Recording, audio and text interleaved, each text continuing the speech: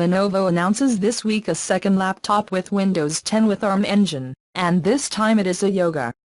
The Lenovo Yoga C630 WOS is powered by Qualcomm's latest Snapdragon 850 processor.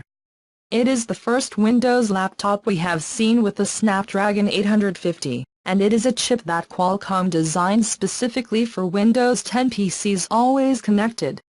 This new processor introduces the latest generation of Windows 10 laptops with ARM.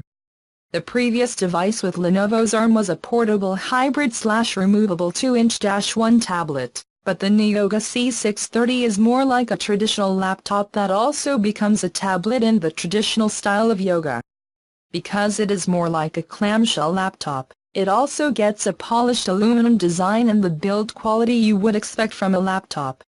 Lenovo is equipping the Yoga C630 with a 13.3-inch IPS FHD touchscreen that also supports an optional stylus. There is 4 GB or 8 GB of RAM and 128 GB or 256 GB of storage. The ports include 2 USB-C and a headphone jack. Lenovo promises 30% better performance than its previous Miix 630 Windows device in ARM, and a surprising 25-hour battery demand to match.